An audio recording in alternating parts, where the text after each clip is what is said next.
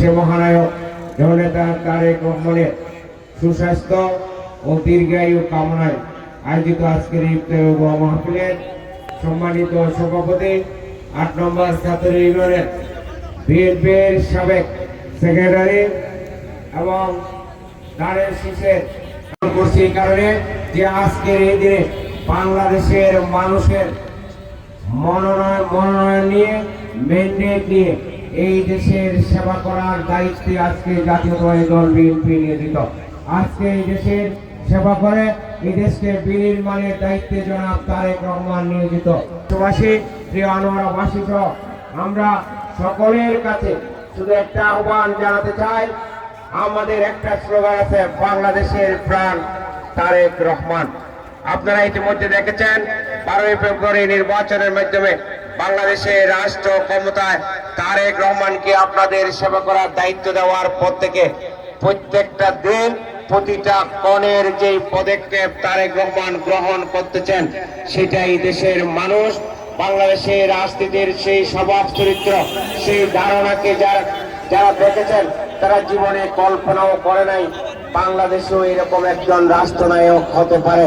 কিন্তু আমি আপনাদেরকে আজকে এই ইফতারের টাইমে বিশ্বস্ততা, আস্থা এবং দৃঢ় প্রতিশ্রুতি দিয়ে একটা কথা বলতে চাই, দোয়া করুন যেন উনি সুস্থভাবে, যেন দীর্ঘজীবী হয়ে কোন রোগ বালাই থেকে, কোন আপদ বিপদ থেকে রক্ষা পেয়ে বাংলাদেশের সেবা করার সুযোগ পান।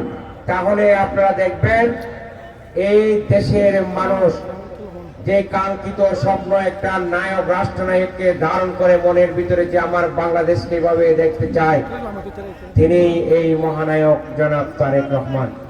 বাংলাদেশের রাজনীতিতে অনেকে এখনো মনে করে যে তারেক রহমানের এই সকল কর্মকাণ্ড সবে মাত্র ক্ষমতা পেয়েছে বলে হয়তো দেখানো হচ্ছে, এগুলো থাকবে কিনা। আমি তাদের উদ্দেশ্যে বলতে চাই, আপনারা এখনো তারেক রহমানকে দেখেন নাই। এগুলা তারেক রহমানের বাস্তবতার একটা মিনিমাম অংশ আপনারা দেখতেছেন। তারেক রহমান এর চেয়ে অনেক কঠিন থেকে কঠিনতম জিনিস বাংলাদেশের মানুষের জন্য। সুতরাং আমি আজকের ইফতার মাহফিলে আমরা ইফতারের একদম খুব সামনে চলে এসেছি।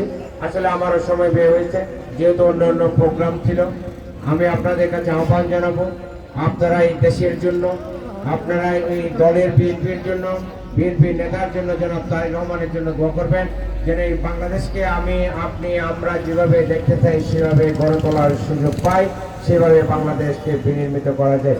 সাথে একটা জিনিস বলতে চাই, যেহেতু আনোয়ারা কর্ণফুলী অত্যন্ত গুরুত্বপূর্ণ জায়গা বর্তমানে। আনোয়ারা কর্ণফুলীতে এখন বড় বড় শিল্প কলকারখানা গড়ে উঠতেছে।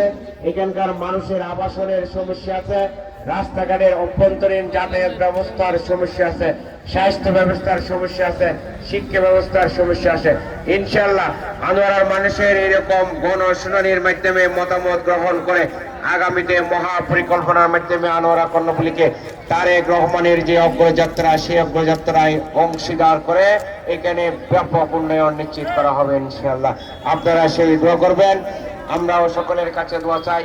আর বিশেষ কিছু নয়, যেহেতু এখন আমাদের দোয়া মোনাজাত হবে, সুতরাং আমি আজকের বক্তব্য এখানে খুব সংক্ষিপ্তভাবে শেষ করছি। আল্লাহ হাফেজ। বাংলাদেশ জিন্দাবাদ।